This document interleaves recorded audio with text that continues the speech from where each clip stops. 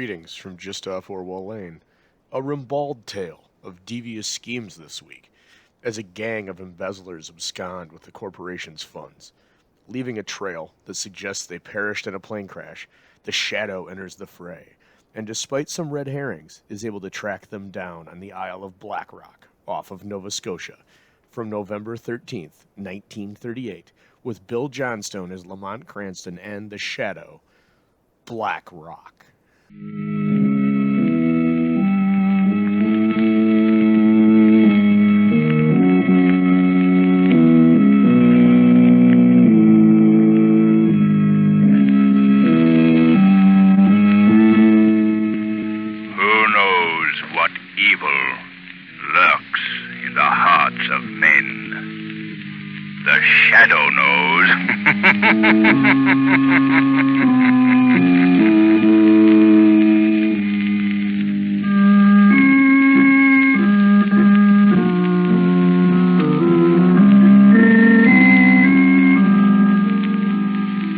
Your local blue coal dealer presents The Shadow. These half-hour dramatizations are designed to forcibly demonstrate to old and young alike that crime does not pay.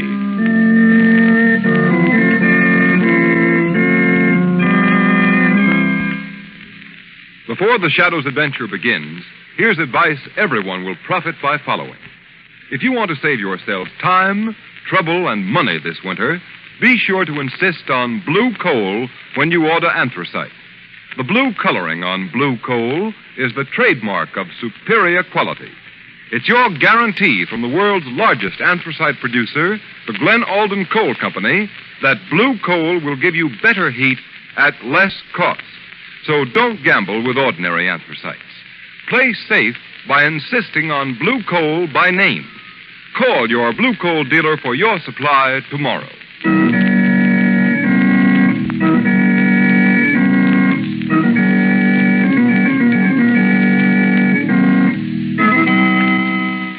The Shadow, mysterious character who aids those in distress and helps the forces of law and order, is in reality Lamont Cranston, wealthy young man about town. Cranston's friend and companion, the lovely Margot Lane, is the only person who knows to whom the unseen voice belongs. The only one who knows the true identity of that master of other people's minds, the Shadow. Today's story, Black Rock.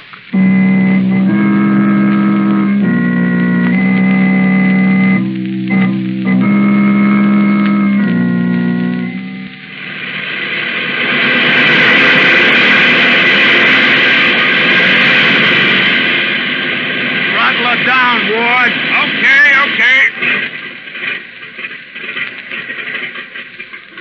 Plane's all ready for a takeoff, Martin. And what a takeoff. Right straight to a watery grave, if she only knew it. Listen, Ward, you better not let Burkett hear you shooting off your mouth like that. I ain't scared of that swindler. He ain't got nothing on me. Oh, no, nothing at all, except that you're a pilot without a license who's been making his living flying smuggled dope. So what? Don't think I can't see what goes on. I know that Burkett swindled his stockholders out of a couple of $1 million. And now he's skipping in this plane. Well, what if he is? You're getting paid plenty, ain't you? Sure. Oh, hello, Mr. Burkett. Is the plane ready to take off? Yeah. He's fueled to the limits. Fly 1,500 miles if necessary. The supplies are all loaded, too, boss. Well, you know our course. We're heading for Nova Scotia. Yeah. Mr. Burkett. Harvey, what are you doing here? I followed you. Yes? Where are you going, Mr. Burkett? Well, what's that to you, Harvey? I happen to know that you're absconding with the company's funds. Now, see here, Harvey. Mr. Burkett, you can't do this. Think what will happen to me, to the stockholders, everyone. Harvey, I'm not running out on you. You don't know what you're saying. I do know what I'm saying. I know that in that suitcase you have $2 million of the company's funds. You made me president, and I'm responsible for those funds. I'll be ruined. Ruined, do you hear? Now give me back that money. Let go of that bag, Harvey. Give it to me, I say. You're stealing the company's money. Ward, Martin, take care of him, will you? Give me that. Listen, punk, shut up. I won't. I want that money. I want that money. Give it to him, Martin. That'll stop that. Nice work, Martin. Throw him out of the plane. Right. Okay. All right. Now, let's get out of here. So you cleaned out your company, huh, Burkett? Robbed your poor, dear, trusting stockholders. You're not supposed to know about this, Ward. Oh, no? Not even the $2 million you got salted in that suitcase? You were hired to pilot this plane, and that's all. So get the plane off the ground. Okay. As long as I get my cut. Don't worry, Ward. You'll get yours.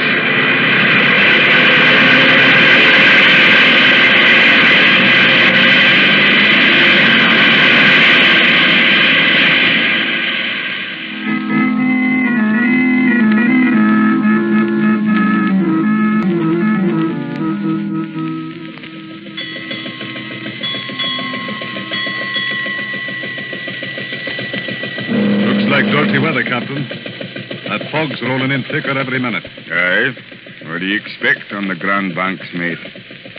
Hey, where do you reckon our position? About 200 miles due east of Cape Race, Captain. Wreckage off the port bow, Captain! Wreckage off the port bow! Wreckage off the port bow? Now, cut the engine, mate. Aye, sir. What do you make it, lookout? She's no vessel, Captain. Looks like the wing of an airplane. An airplane? Do you suppose it could be that plane that flew to sea 4 days ago, sir? Might be. Hey, there she is. Ease her off a bit. We'll drift down on it. Aye, Captain. Look, there's the plane's number on the wing, sir. Can you make it out? X1752. X1752. That's the plane, Captain. I remember the number. I heard a radio broadcast about her last night. So that's what happened to the poor devils. Lost their course and dropped into the sea. Look lively there, lads. Lend a hand and we'll haul that wing aboard. Aye, sir. Get the line ready, lads. Shall I get the dories over, Captain? Not in this fog. We'll cruise about. I've a notion we'll find no trace of the three poor devils that were aboard her. Poor devils? Rich devils, you mean, sir? Right? Burkett stole $2 million from the poor stockholders of the company. Aye. All the money in the world will do them no good in Davy Jones' locker. Aye. The rest of the plane is on the bottom of the banks, and them rascals in it. Aye, mate. Lost. Stake my life on it. Lost forever. And $2 million of poor people's money lost with them.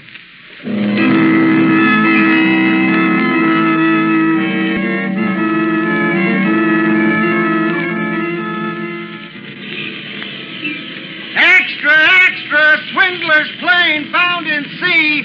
Burkett and companions believed drowned. Paper, paper! Police seek Frank Harvey, missing company president, for questioning. Extra, extra!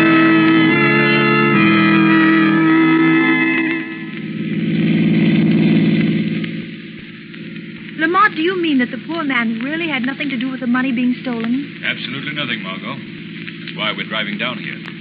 Frank Harvey is an honest man. He was set up as president of the company by Burkett. Harvey thought it was a legitimate investment house. Then why can't he tell that to the police? Because, unfortunately, that would never hold in a courtroom. As head of the firm, he's directly responsible to the people for their stolen money. Where did you say you'd meet him? He's hiding down by Miller's Creek. Is that right down this road? Yes. I think it's this third cottage here. Let's get out and see. All right, Lamont. Oh, there's someone in the window. He's waving for us to come in. Yes, that's Harvey. We go in the side door. How long has he been hiding here? About a week, I believe. Mr. Cranston. Hello, Harvey. Come in, please. Thank you. This is Miss Lane, Mr. Harvey. How do you do? How do you do? I'm so glad you could come here, Mr. Cranston. I hope I can be of service. Well, that's a pretty forlorn hope, I guess. What, with Burkett presumably at the bottom of the sea? Presumably, Mr. Harvey? Yes. You see, I can't make myself believe that he's dead. I'm inclined to agree with you on that. You are? Why, Lamont? Well, for one thing, Margot, their bodies were never found. Lamont, I don't like to be stubborn, but the Atlantic is a mighty big pond. Yes. But I also know that when Burkett planned his getaway, he wouldn't have figured on flying across the ocean in a plane with a cruising range of only 600 miles. They were flying to Canada and got off their course. Yes, that's true. No, Harvey. Ward, although crooked, was an excellent pilot. He was an expert navigator. He knew blind flying. Then, since you think they're alive, how did their plane crash 200 miles at sea? Fly itself? Fly itself? Margot, you've given me an idea. It's the only thing I haven't been able to figure out. What are the things you have figured out, Mr. Cranston? I'm afraid I can't tell you right now, but if they work, the missing money will be returned to the stockholders, and your name will be cleared, Mr. Harvey.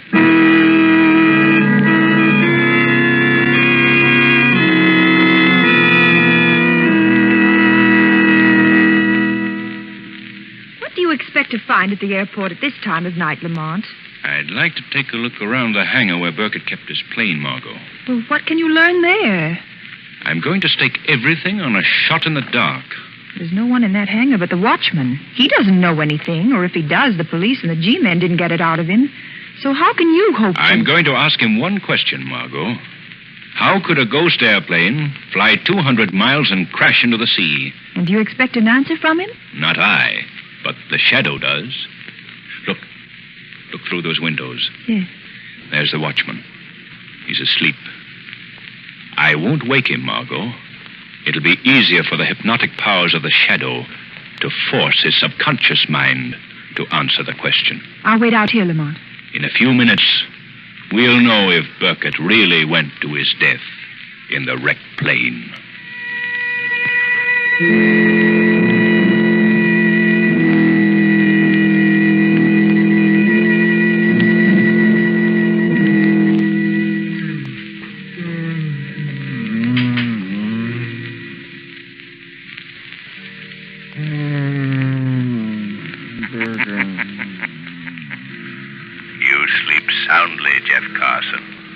Alone, here in the empty hangar. Burkett.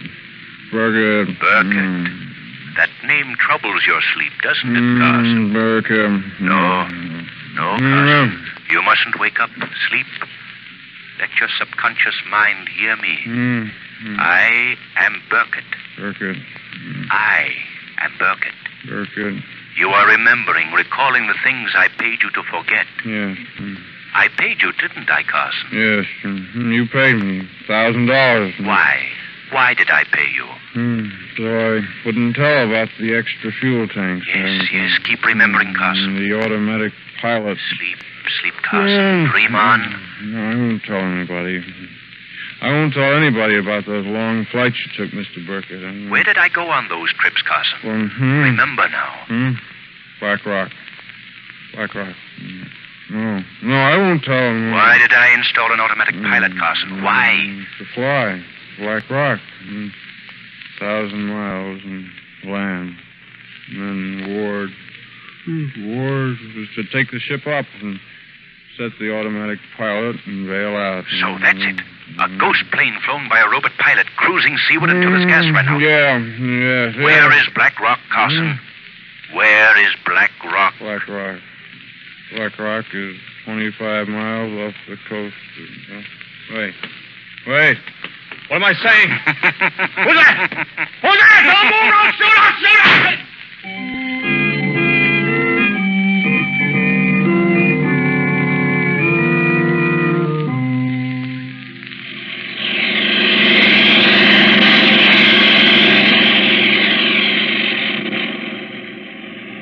We must be getting near Black Rock, Lamont. Yes, Margot.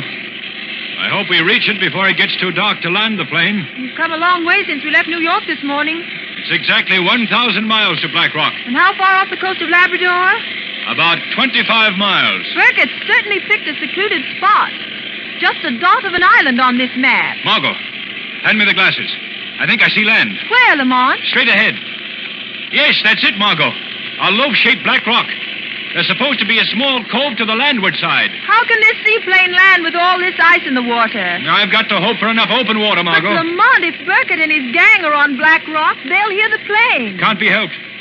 If it's possible to land, I'm going ashore tonight. Do you want me to stay in the plane? Yes. You'd better keep this rifle, in case they try to board the plane while I'm ashore. Rock gets larger as we get nearer. How will you find them? They may hide until we go. The shadow will find them, Margot. There can't be many places to hide. I don't see a sign of life, not even a hut or a tent. According to explorers' reports, there are several large sea caves. They may be using one of those. There's the inlet on the landward side, Lamont. It seems to be free of ice. Yes, I see it. Hold on, Margot. I'm going to try to land in that open water. Heaven help us if we hit any pack ice. Get out the life preservers, just in case.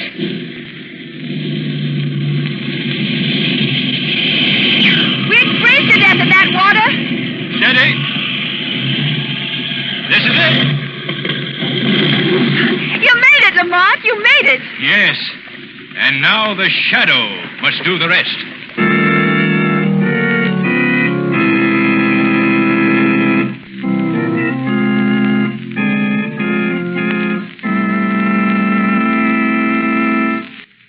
The Shadow's adventure continues in just a moment. But first, here's news. Thousands of families in this section of the country are going to enjoy far better heat at less cost in their homes this winter. For they've stacked their bins with the finest American anthracite money can buy, blue coal. Why is blue coal actually better than other kinds of anthracite, Mr. Roberts? Well, blue coal is a medium free-burning hard coal. Its square fracture shape permits more draft and allows every bit of blue coal to be burned up slowly and steadily right down to a fine, powdery ash. That's why blue coal is so much more economical. It gives you more useful heat. How about the care of the furnace with blue coal as compared to other anthracites, Mr. Roberts? Blue coal requires far less attention. It banks better and gives much longer firing periods. So homeowners save money by ordering blue coal from your dealer tomorrow. His name is listed in the Where to Buy It section of your classified telephone directory under the words Blue Coal. And ask about blue coal's automatic heat regulator. It's a thermostat which controls your furnace dampers automatically so that those at home can keep the house at the exact temperature they wish during the day by simply setting the thermostat control. A blue coal heat regulator costs but $18.95 plus a small installation charge. It will pay for itself in the time, trouble, and the amount of fuel it saves you.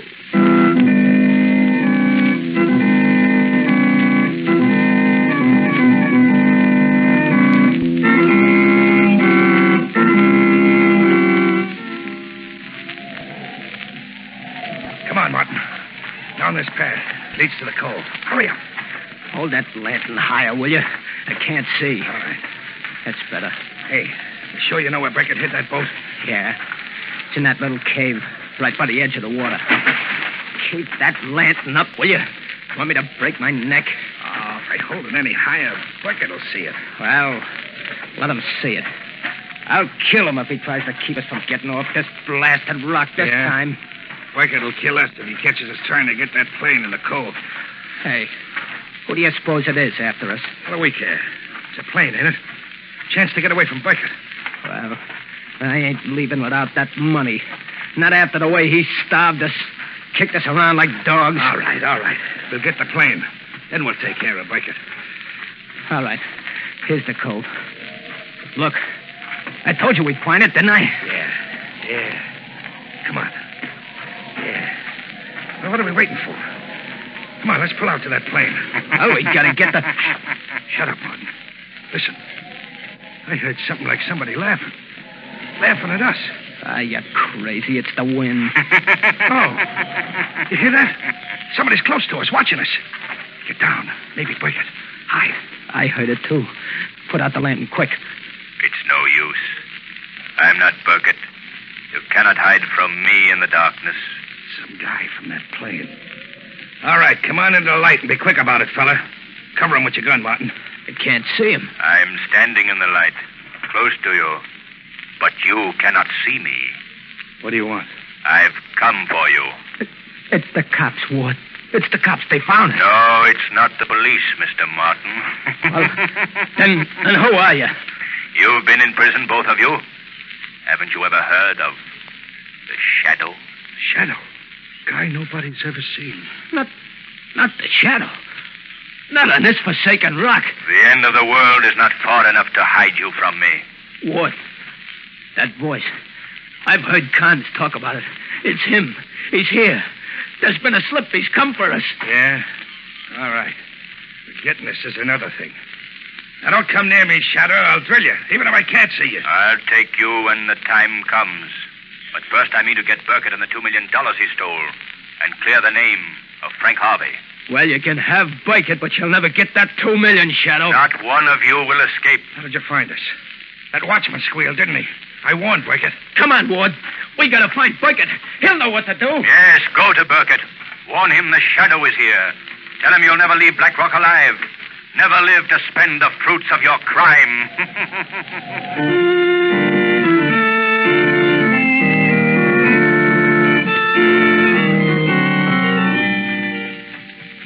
Burkett! Hey, Burkett! Burkett! Are you here in the cave? What is the matter with you, Martin? Where have you been? Been around at the cove, watching that plane. Do you know who was in it? Yes, of course I know. Just a girl. And she won't give us any trouble. I've seen to that. A girl? That he didn't come alone. I don't know what you fools are talking about. Who didn't come along? The shadow. The shadow is on Black Rock. The shadow? Why, you're crazy. No, he's here. He said we'd never leave the island alive. Oh, how did the shadow know that we didn't perish with the plane? That watchman at the airport must have squealed. So the shadow trailed us 1,000 miles to this forsaken hideaway and played right into our hands. What's so funny? What do you mean? Look over there. See who's gagged and tied to that cut. What? Look, he's got the girl. How did you do it? How did you get her out of the plane? I went out in the boat and I merely gave her the choice of coming ashore or having the plane's pontoons riddled with bullets. But the shadow was on the rock here, looking for us. Well, let him find us. We'll give him the choice of giving himself up or seeing his girlfriend put in one of the lower sea caves until the tide comes in. But that'd be murder. Oh, that shouldn't bother you. You and Ward have been watching for a chance to murder me ever since we came to Black Rock. You know why, don't you? Because you've been starving us to death. For your own good, you fools. We've got 7 months of winter ahead of us. If the food gives out before we can leave here next summer, we'll die by slow starvation. That is just how you will die. Unless you tell me the hiding place of the $2 million, Burkett. The shadow. He's here, in the sea cave. He followed us. Well, I'm glad you're here, Shadow. Now we can settle this. I'll make a bargain with you. The shadow doesn't bargain with criminals, Burkett. I've got the girl who came with you. There she is. Look at her.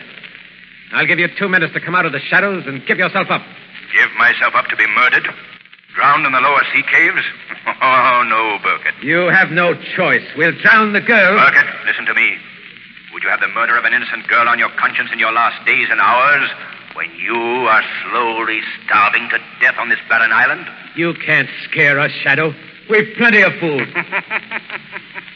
You had plenty of food, Burkett. But look at it now. Look at the chests of food you have so carefully hoarded. Look at them. Burkett, look. Yeah? The locks are smashed. The chests have been opened. What? Burkett, look. The flour. The dried meat. It's soap. Soap without kerosene. Look, this chest is the same. We can't eat it. But what about the canned stuff? The canned stuff. He couldn't spoil that. Get away from those cases, Martin. No, you don't. You're not going to keep what's left for yourself. I'm taking the rest of this food, and I'm going to the mainland now. Put down that case, Martin. Put it down, I tell you. You ain't going to starve me to death, you crooked rat. All right, Martin. You won't starve to death. No, you won't starve. Oh! Burkett, you didn't even give him a chance. You shot him in cold blood. You'll do the same to me if I let you. Don't be a fool, Ward. Put down that gun. Now, listen, there's enough food for us, and I need you. I couldn't stay here alone. I'd go crazy. There's only food enough for one man, Burkett.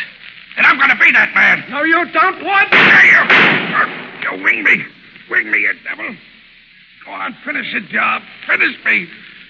Better than starving to death. I had enough of that. Ward, I only meant to scare you. Ward is not dead, Burkett. Your bullet's in his shoulder. Shock, hunger, that's all. Now, what kind of a bargain will you make? I make no bargains with you, Shadow. Remember, I've still got the girl. No, Burkett. She's gone. Look on the cot. Her ropes are cut. She's gone. Gone. You cut her loose. Yes, while you fought each other. If I could only see you. You'll never live to see another human face if you don't give yourself up. No, I've sacrificed everything for that $2 million, and I'll never give it up. You've got to give it up, Burkett. Do you want to stay here starving, freezing to death for nothing? Now, tell me, where have you hidden the money? No. Tell me, I say. Where is the money you stole from the thousands of poor and trusting people you betrayed? Oh, you'll never get it. They'll never get it. Burkett, Ward knew, Martin knew, but you don't seem to realize I have the power to make you obey me. Don't move, Burkett. That's it. Stare into space. Keep staring into the shadows. No. Drop that gun, Burkett. Drop that gun. Your fingers can't hold it. Can't hold it. Drop that gun. Drop it. Now, where have you hidden the money? Under the chest. You're a fool, Burkett. Like all criminals. You've told me what I want to know. Margot. Yes. Margot, take the ropes from the cot. Tie Burkett's hands behind him. He can't move. All right, Shadow. Hurry, Margot, hurry. Draw his hands behind his back. Tie them. Tight. Tight. Now, Margot, get out. Get back to the plane. Hurry, hurry. No, Shadow. Shadow, don't leave me here to die. I'll give up the money. I'll go back and stand trial. Yes, Burkett, you'll give up the money that was never yours. You'll go back and stand trial, both you and Ward. I've wrecked your boats. You can't escape. And tomorrow, a Coast Guard cutter of the North Atlantic Ice Patrol will pick you up. They'll take you back to pay for your crimes.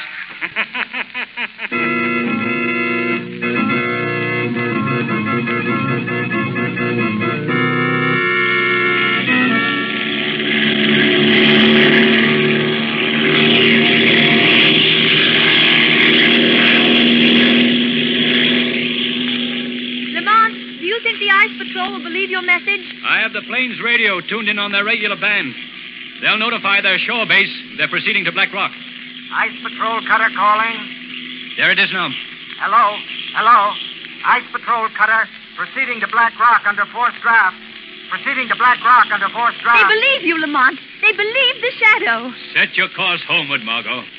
Our job is finished. Oh, Lamont, think what it means. All those poor people will get their money back. They won't suffer. They won't lose their homes.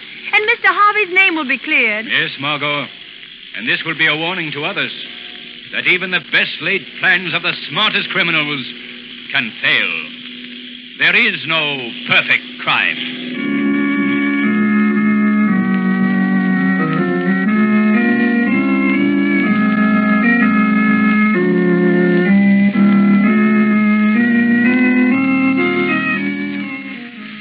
Before the Shadow returns, here's John Barclay, Blue Coal's heating expert, with some helpful hints on the firing and care of your furnace. Mr. Barclay. Thank you, Ken Roberts, and good evening, friends. Many people use ashes when they bank their furnace fires. That's an old-fashioned practice, and it can cause plenty of trouble, besides giving you unsatisfactory heat. Ashes thrown on top of a coal fire act like a wet blanket. They prevent air from coming up through the fire bed, overheat the grate, and cause a solid mass of clinkers. Remember, the only place for ashes in the furnace is the ash pit. Always bank your fire with fresh coal. If you have any particular heating problems, get in touch with your Blue Coal dealer. Ask him to send a John Barclay serviceman to inspect and check over your furnace. These men are expertly trained to solve your heating problems, and they'll show you how to get better heating results from your furnace at no obligation on your part. I thank you.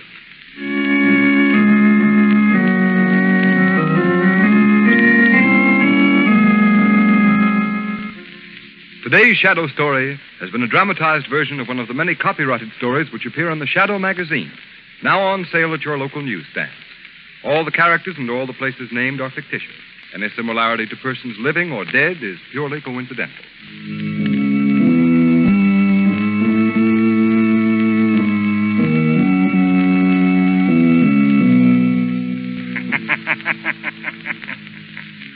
The weed of crime bears bitter fruit. Crime does not pay. The Shadow knows.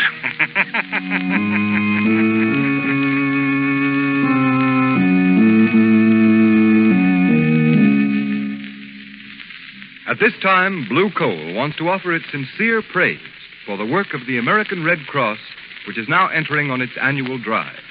We feel sure all our listeners will agree that the Red Cross deserves the faithful support of one and all. Let's all do our part in helping this great organization. Next week, same time, same station, Blue Coal, America's finest anthracite, will again present The Shadow. Be sure to listen, and be sure to burn Blue Coal, the solid fuel for solid comfort.